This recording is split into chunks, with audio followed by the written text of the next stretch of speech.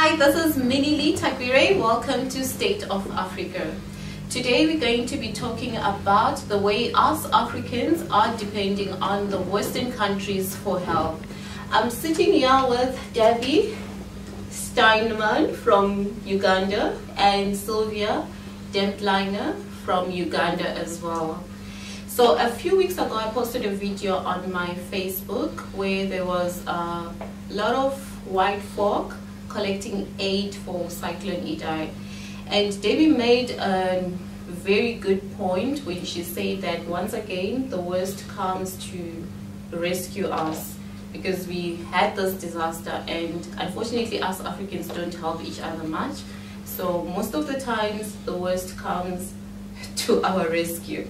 So this is the topic that we're going to be tackling right now. So Sylvia, you have an African marketplace where you showcase African designs and African arts, and you are very pan-African. Can you just share a little bit more about that? Thank you so much for inviting me on your show. I'm very happy to be here. So as Africans, we don't need to depend on foreign aid. We need opportunity in trade to help ourselves in the long term, to make sure that we as Africans can compete on the international market, because we have a lot of talent in Africa. We have very hard people who are hardworking, but we don't have the same opportunities as the people in the West. So what I'm trying to do is build up a platform that gives opportunity to African designers and vendors to showcase their talent in other African countries and all over the world too. Yeah. Because I think that's what we need, we as Africans. We need opportunity, a long-term solution that is going to help us as a continent. Because the aid is a short-term solution. So it doesn't really help. You get 2 liters cooking oil, within 2 weeks it's finished, now you need more. Yeah. So, Debbie, you're very passionate about this topic, which is the reason why I invited you. And I know that video touched you a lot for you to actually say that here we are again, we have a disaster, and the white man comes to the rescue. It's very interesting. It was a very interesting situation. Obviously, it happened during the time of cyclone, which I wasn't aware of. At the time it was posted, I only got to know about it later. But what caught my eye was the fact that it was held again, and it was already publicized. The majority who were white, which is okay.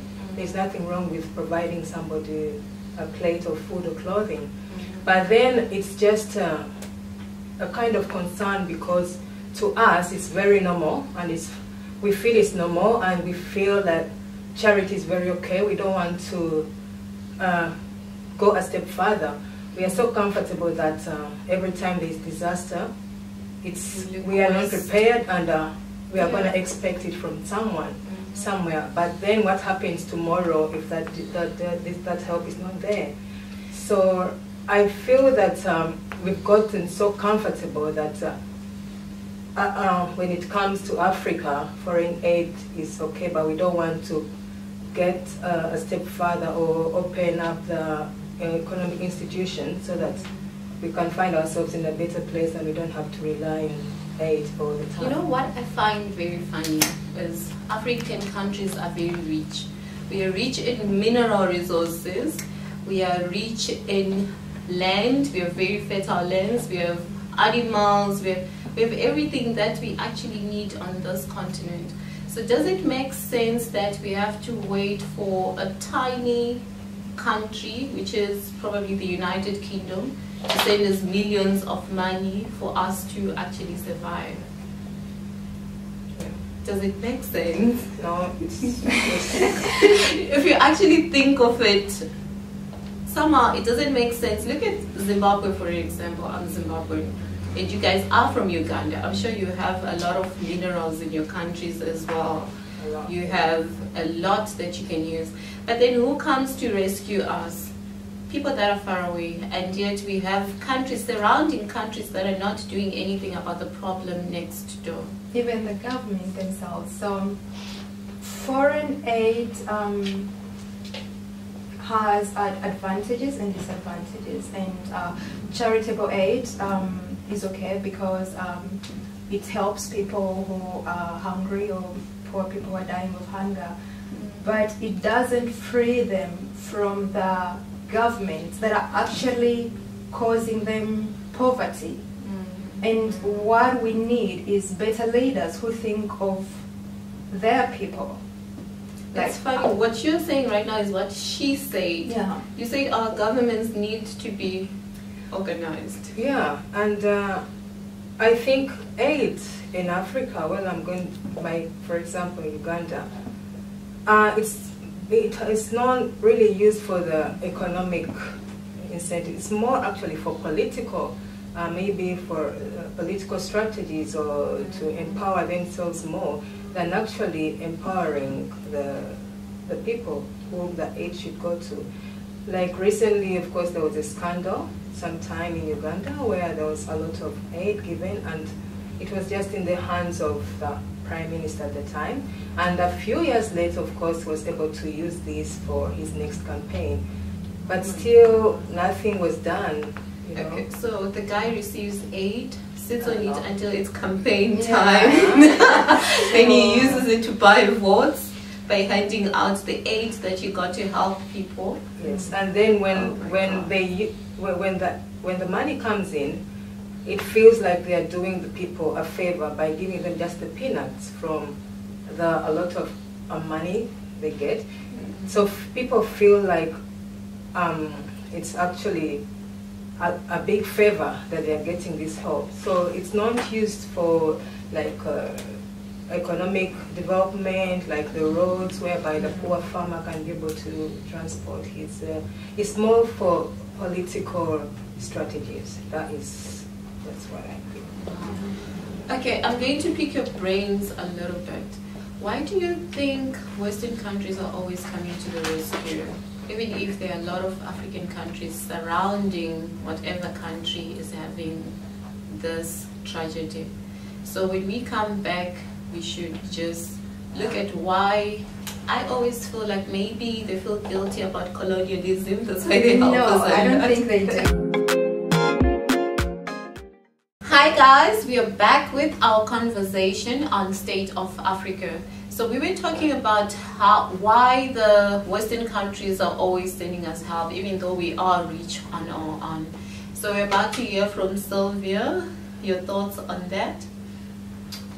The foreign countries, mostly European countries or the US, are always sending help to poor countries or poor continent, mostly Africa, because they want to build diplomatic relations, because it does help them in return if they want to trade, you know, to strengthen their trade relationship with a country.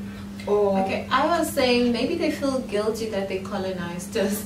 No, maybe it's their way of giving back and saying, okay, we forgot you. I don't think they feel guilty. I think it's a way of strengthening diplomatic relations, so that when they need anything in the future, it helps them as well. So aid benefits the person who is giving aid and the person who receives it.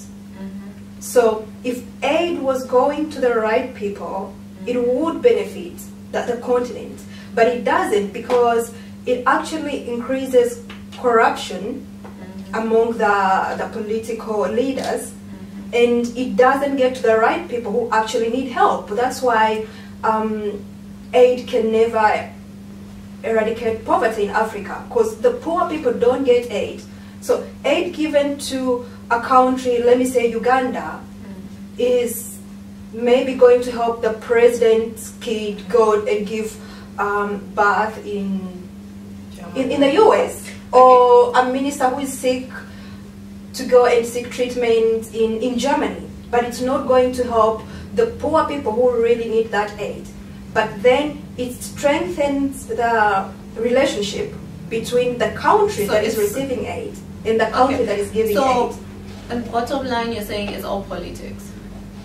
It has nothing to do with the people. It mostly is. It mostly is, because I'm giving you an example of other African countries. There are countries that really need aid, but they never get aid. They never get aid. You know what? This morning I was watching a video of my own president, happy about receiving letters of, I don't know whether I should say condolences or we are with you because of this whole cyclone. And you were so happy that the Queen, the Prince, and the other Prince wrote him letters. And you were saying Trump sent him $2.5 million for aid for the cyclone relief. And I'm thinking $2,500 is not going to do anything to the people that were affected by this disaster. It's just going to be used maybe as campaign money on the next election. Because people, like you're saying, people are not going to get aid in Africa doesn't benefit the people who need aid. It benefits the political leaders, the people who are in government. That's why there's a lot of corruption. David just told you about a Ugandan prime minister who received a lot of money, and he just kept that money for his own reasons, for his own political reasons. So it never benefited anyone. Do you have different thoughts, Debbie, on why the West sends us aid, even if they know that we have our own resources and we don't depend on them? Yeah, I think of course it's got strings attached, you know. I don't think you would just continuously release millions, the same government you accuse of being corrupt, the same government you accuse of staying in power for long, are the same government you're using. That you're always funding. So, exactly. So it's got a lot of strings attached. Perhaps I'll send such and such millions of dollars to your country, and then maybe I can utilize such and such amount of your resources. So definitely it's more for their interests, you know. Why is it that most countries, like let's look at Congo, one of the richest countries in the world, and the war just never ends, because if they destabilize the country, then it means it's easier for them, to access the. So really, AIDS. Africa has been receiving AIDS, I think, since we grew up.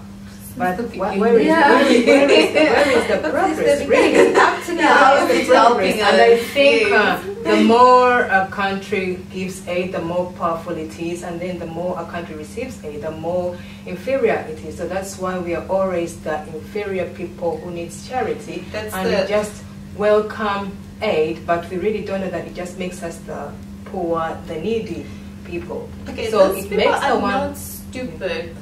Well, they're not stupid at all, because if you look at it, we know that we live on the richest stretch of land in the world. But we want to understand, like, why are you always helping us? So they know that maybe all the companies that are operating here are English companies, French companies, German companies, American companies, and they're taking a lot out of Africa, a lot more than the aid that they give us. And that's why I was saying maybe it's just a slap for us to look the other way and be like, they're helping us. And then obviously the aid also keeps us in debt, you know. And so we just have to, we are always in debt, you know, because it's got strings attached and maybe higher interest rates, so we just can't get out of the debts, and then there we are, we need more aid. That's the other thing, like we owe the World Bank and the IMF lots and lots of money. And then if you think about it, how do we get into that much debt when we have the minerals that they take to the West? So a lot of young people have died trying to cross the sea into Europe, wanting to live their life. And I know that both of you guys have lived in Europe. How was it as a black African woman living in Europe? Well, I heard, I had just left university, and I had started a job telecommunication, but obviously I got the opportunity to move to England, I can tell it was not a bed of roses. It was like, it's not exactly what you think it is. It's not home. Not African. No, it's not home. And I just felt, Yeah. you will make some little money, yeah, but you're tied in the system and you cannot get out of it. They are so clever that you're in the system and you just can't get out of it. In Africa, I think we have a lot of freedom. Yeah.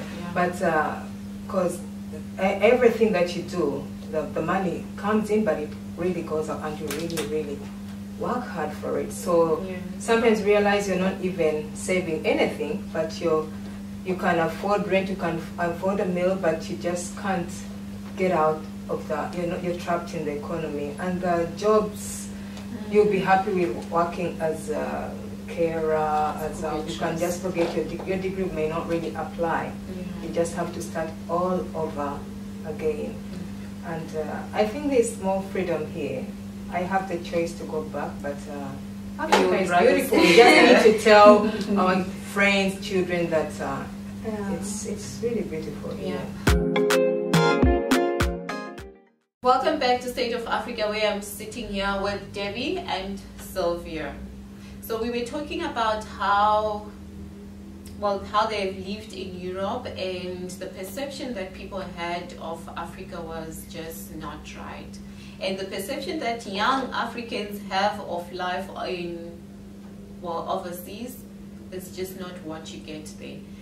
Now, Sylvia, you're about to tell us about your experiences and your thoughts on it. I wanted to give a little bit, to shed a little bit of light about the immigration crisis that happened a few years ago. I think it's like 3 or 4 years ago, where most young Africans were actually desperate to go to Europe. And those are Africans, other young people who could make a difference on our continent, because they are educated. Yes. And the poor people in Africa don't even know a lot about Europe, so they wouldn't say, I want to go to Europe and make a better life for myself. But these are young, energetic, educated Africans who can make a difference on the continent. Able-bodied people. Yeah, but because of the economic system and the inability of our leaders to deliver services and create jobs and fight corruption, so the young people are really desperate that they can do whatever it takes. It doesn't matter if they die trying to cross going to Europe, they'll still do it because they're desperate. But if you're educated, you want a good life for yourself, because maybe you grew up in a poor family and your parents struggled to really take you to school, you got good education, you have a dream. So if you're in a state that does not allow you to exercise your rights, that does not give you opportunity to follow your dreams, then you get desperate and you decide, okay, I'm gonna do whatever it takes, because what I hear, I can make it if I go to Europe. I can make it if I go to the US. So that's why you see very many Africans are so desperate to go abroad. But if we had leaders that actually think about the generation and who deliver services to their people and who fight corruption, then we wouldn't be having all these young people who have ability to change the continent, going in Europe to work as cleaners, because the jobs that you get in Europe, it doesn't matter whether you have a PhD or a master's degree. You're either going to be a cleaner. You find very many Africans washing dishes, and that's why, as an educated African, washing old people's if you go to Europe as an educated African, people think, oh, you need a job, you should go in that restaurant, they're hiring, you can wash dishes, because that's the perception that they have, because people are desperate to the extent of saying, I was a doctor in my country, I studied law, my parents did everything they could to educate me, I have nothing to give back to my parents. There's no equality in the system. We don't have equal opportunities. If you don't know anyone in the government or in a private sector or in any system, you're not going to get a job if you're from a poor family. So people are so desperate that they actually say, I'm going to go to Europe and do whatever it takes. I'm going to be a caretaker. I'm going to wash dishes and make my dreams come true. Okay, I want to ask, how do you guys feel about those handouts that we are always looking like we are the poor cousins of the world that have to be receiving clothes, money, aid all the time? Something happens, we don't get anything from our governments, even though they have a lot of money and they're traveling in nice private jets, they live in beautiful houses, but then we are always getting aid as well because they can't manage the country's funds. Okay, so how do you feel about that? I know that like our mothers don't have a problem with it. It doesn't affect them. They are happy to hear that the Queen sent us bags of clothes. But to us, yeah. I think it's the reason why we are undermined. I don't think we are really undermined maybe because of our skin or everything. Well, it could be, but the real reason is because we are the needy ones. We always look inferior because it's always in the news if something happens in Africa, so always bad news. Things. So just people relate the bad stuff, diseases, they relate poverty, all that is related to you. So I think it makes us to be really, really undermined, not because of how we look, but because we are always the ones who can't do anything without help. It just doesn't feel good. Like it's just the same thing when you're walking down the street and there's always that person who is always begging. Even though you give that person, you're not gonna feel good about that person. You don't even want to associate with that person because it's the needy one. You'll be happy to help, but then the funny part of it is our presidents travel around the world asking for money because it benefits them. It benefits them. It doesn't get to people who need aid. So aid benefits people who are in power to fulfill their political agendas, and that's why I think aid will never eradicate poverty in Africa. We need long-term solutions. We need economic development as a continent. We need fair trade. We need to be able to sell our own African-made products to other countries, to Europe, to the US. So we need trade. We need to work together. We don't need the Western world to help us with aid. We need them to open opportunities to the continent so that we can actually work people with go them. there and learn and bring back some skills and then improve their communities. Because the young generation is a hard-working generation, and they've traveled a little bit, and they would like to change the perception about Africa, the poor continent, the needy continent.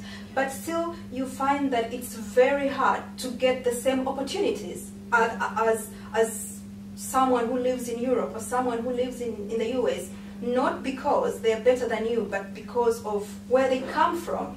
And that's what we need. We need the Western world to open their doors to trading with Africa, not give us aid. Because what would you say you'd want to see our leaders doing? Because I feel embarrassed every time my president announces that we got so much from this country. I'm like, can't we do something about our country and get that money on our own? I think when you, on average, I think Africa's got the youngest population in the world. That's why, although there was this war in Syria, Germany was able to welcome because it's obviously clear that the older generation, on average, they have such a small percentage of the young generation, so they are able to welcome this. But Africa, we have almost 75% is 35 young people and below, and this is going to double. But really, these young kids, they've got to be really empowered. They've got to be supported. But I'm not so sure. Look at our president. He's going to be maybe 80. He should. 70. So he must be doing more to stay in power. A long time he must be doing more to stay in power. But there's a lot of unemployment of the youth. This is like 75% in Uganda is below 35. and Yes. unemployed. It's the This is same. gonna be a Zimbabwe disaster. too. It's the same. Yeah. And I think our generation is full of dreamers. It's full Yes, of people it that is. want to do things for Yeah. themselves. We are proud as well. That's the other thing. And we want other people our age from other continents to look at us as equals, not as those needy people. Because that doesn't for me, feel it's good. embarrassing. I I feel so always have to, embarrassed. when I go, I'm in Switzerland, at least I get an opportunity. But sometimes people kind of keep a distance, but when they get a chance to really be around, then it's like you have a lot to prove. You know? Yes, But yes. normally it's like they don't want to get near you, they just have this picture. I think you're going to ask for But money. then you always have a lot to prove, and then they get an interest to associate with you. So it's not a good tag to feel needy. It really, really doesn't feel, and that is at the expense of some leader who is interested in them. Yeah. Anyway, any last thoughts to you, Sylvia? We have to wrap up. Africa as a continent, we have potential. We have young, hardworking people who are really talented. But to me, I don't think that we really need aid. We need opportunity. Yes, we need opportunity to trade with other countries. And that has to be done by our leaders. So our leaders need to think about the young generation. So they don't need to think about their political ambitions because that benefits them. So we need better leaders, and we need to educate our people that the person you actually vote into power affects you in every way. Affects you from the moment you wake up to the moment you go to bed. The roads you use when you're going to work, the food that you eat, because it's maybe going to be expensive or it's going to be, you know, like everything is determined by the people we vote into power. And we have to educate the young generation and let them know that we need better leaders for our continent, because what we are going through right now as a continent is not because we don't have the potential, or we are a poor continent, or we cannot work. We can work, but it doesn't matter whether we work 24/7 if we don't have better leaders who think about their own people and say, my people, and they plan for their people and deliver better services. And know if something happens, you know, around here in my people, I'll be able to do this and help my people. I won't need someone I won't need the American government to come and help me. I have to take care of my people. Those are the leaders that we actually need to make a difference and change the perception of Africa. Anyway, that was a great conversation. I'm sitting here with Debbie and Sylvia, and unfortunately we don't have enough time to talk this out. Thanks for having us. Thank you guys for coming. Thank you so much for having us. Alright people, thank you very much. Catch us on the next episode. Bye.